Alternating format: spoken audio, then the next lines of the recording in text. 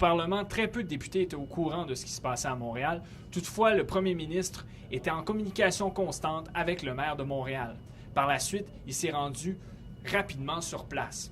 De leur côté, les Bleus ont dépêché un comité de gestion de crise qui finalement en savait très peu sur les causes de l'effondrement. La manifestation était terminée depuis déjà 1 heure et demie. Donc, on ne peut pas faire de lien pour l'instant. On n'a aucune idée de ce qui s'est passé. On attend évidemment les rapports des ingénieurs pour savoir vraiment la cause de l'incident. Vers 20 h, le maire de Montréal, Denis Bourassa, a tenu à faire le point sur la situation.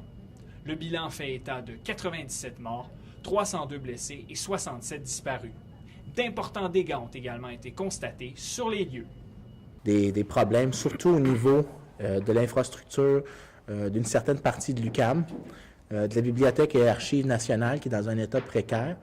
Naturellement, il y a des ingénieurs qui sont en train d'essayer d'évaluer la chose, mais considérant la fraîcheur des événements, c'est un peu difficile. Et ainsi que le terminal d'autobus récemment construit, qui était à côté de l'ancien terminal de Maisonneuve, et la station Berry-UQAM.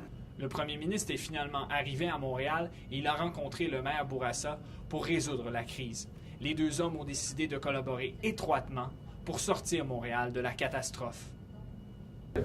Monsieur le maire et moi avons convenu en ce sens que le gouvernement allait prendre le leadership sur l'événement.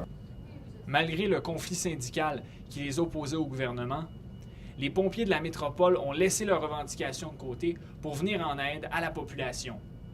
Selon leur chef syndical Bruno Massé, ils n'oublient pas toutefois leur demande au gouvernement. La crise passe bien avant nos revendications. Même si les revendications restent sur la table, j'ai averti M. le maire qu'on va être prêt à reprendre la lutte dès que la situation va être réglée. Mais écoutez, j'ai même un de mes gars au syndicat qui m'a dit que sa fille n'avait pas encore donné de nouvelles aujourd'hui.